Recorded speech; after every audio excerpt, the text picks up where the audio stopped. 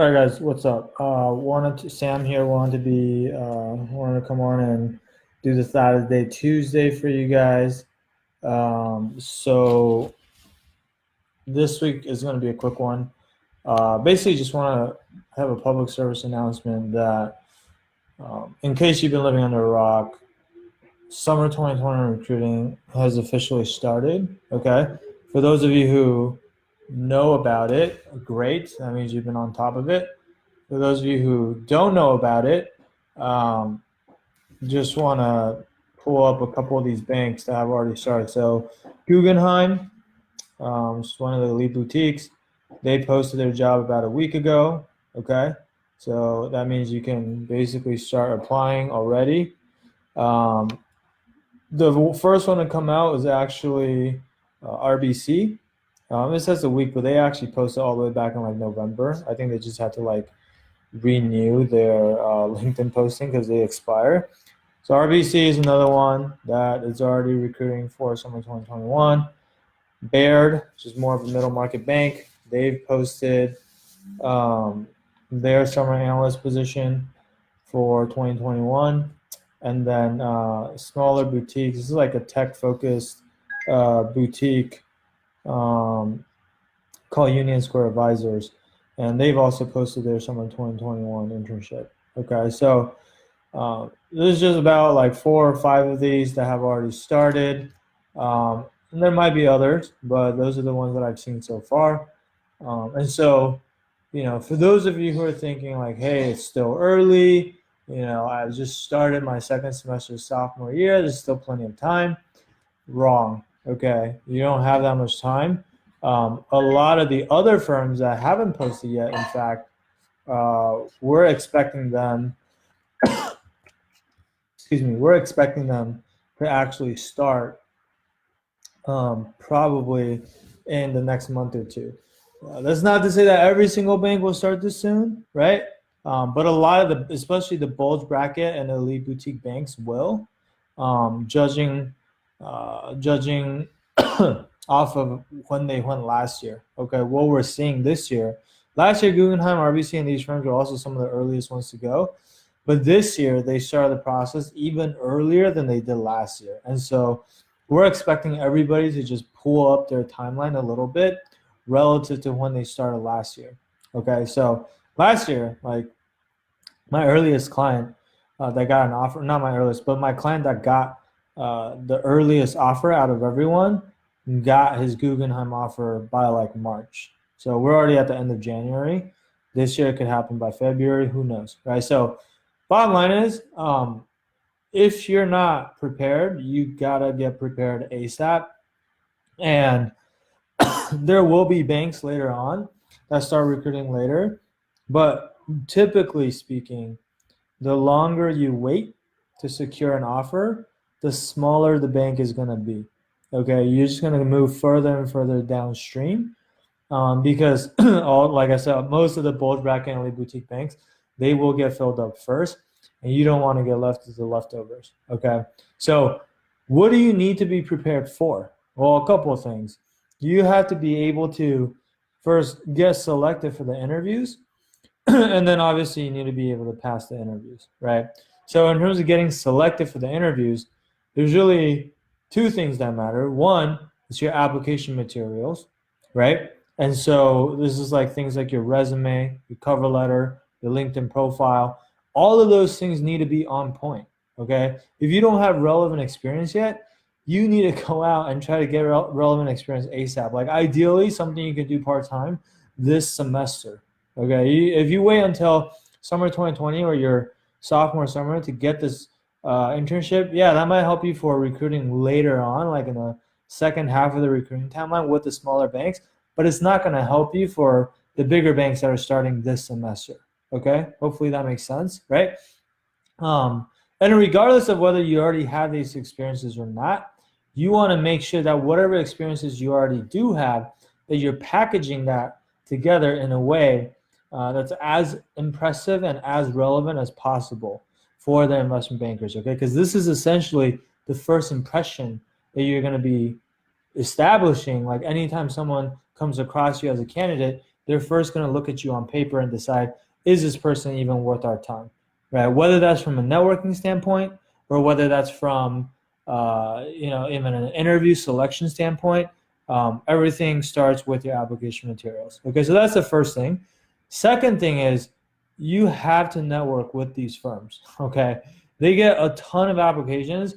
I don't care if you go to a target school, if you go to a non-target school, it doesn't matter. Like nowadays, if you're not networking, you're just applying online without having any, solid contacts at these places that are willing to help you, pull some strings or refer you or put your name in front of the right people, the odds of you getting selected for an interview is extremely, extremely low. Okay, so you do not want to like gamble your chances away just by like saying, hey, I'm just gonna apply online, right? So networking is really important.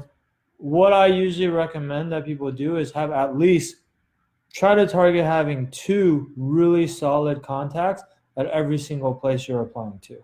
Okay, what do I mean by solid contacts? How is that defined?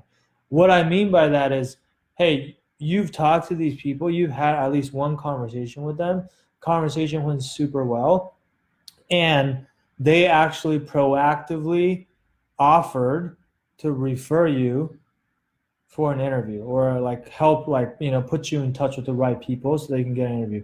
Like if you have to ask them, by the way, you should not be asking them for referrals. Okay, that's not how it works, because even if you ask them, you don't know if they actually want to help you or not. They might lie and just say, yeah, sure, I'm happy to help you, or give me a resume, I'll send it in to so and so, but you won't really know if they actually did it or not. I've seen this so many times where people thought they had a referral because, oh, someone said they were going to refer me, and then they just don't do anything about it, and then you don't find out until like after it's too late, basically when you found out you didn't actually get the interview, right? So if you can get people to proactively offer to help you, they don't have to offer, but if they actually proactively offer, that means they probably mean it. You want to have probably at least at a minimum 1, but ideally 2 of those people at each of the banks that you plan on applying to. So meaning if you're planning on applying to 20 different banks, like all the bulge bracket banks, all the elite boutique banks, maybe even throw in a couple middle market banks, you're gonna need 40 people, right? It's 20 times 2, that'd be 40 people, right? So that you have to plan that out ahead of time, because if you need to get 40 people in your corner, that means you need to talk to way more than 40 people to make that happen, right? Because not every single person you talk to is going to be willing to refer you, first and foremost, because they're talking to a lot of different people. They're only going to refer their favorite candidates, probably like 1 or 2 people at most. The other thing is like not every single person that you reach out to is going to agree to talk to you, right? So I can tell you, like, just to put this in context, like most of my clients, when they're reaching out to people for networking, they're reaching out to probably between 250 to 300 bankers at a minimum. Okay, so it takes a lot of time and a lot of work. Depending on how good you are, if you suck at it and you're not converting, then it'll take even more time and more work. Okay, but like bottom line is, no matter what, you got to start early. Okay, you got to start now. If you haven't started, or if you barely talked to anyone, or if you only talked to a handful of people, like that's not enough. You got to ramp that number way up. Okay, so those 2 things are basically what's going to determine if you get interviews or not. And of course, if you get selected for these interviews, you got to be able to pass the interviews. So you got to know your technicals, you got to know your behaviorals. Okay, so technicals, that's just like the bare minimum, right? That's like you being able to answer questions around accounting, 3 statements, valuation, trading comps, transaction comps, DCFs, mergers and acquisitions, LBOs, there's leverage buyouts. There's a lot of different topics that you could get tested on in the interview, and unfortunately, you're going to have to know all of them, okay? Some more important than others. Some are going to be more likely to show up, but it's better to be safe than sorry. You don't want to like know 80 or 90% of it, and then you happen to get asked the other 10% that you don't know, and then that's the reason why you don't get the offer, right? So you want to be really well versed in every single one of those areas that I listed, and then if you can do that, that is basically, like I said, just a bare minimum. Meaning, what do I mean by that? Meaning, if you know your technicals, that alone is not going to be the thing that gets you the offer. okay? Because a lot of your competition, they're gonna know their technicals too, right? So you guys are at that point just on like the level playing field. Like it's not like your technicals are gonna be so far superior than your competitions that they're gonna hire you just solely based on that, right? So how do you actually get hired? Well, you have to be just as good as your competition on the technicals.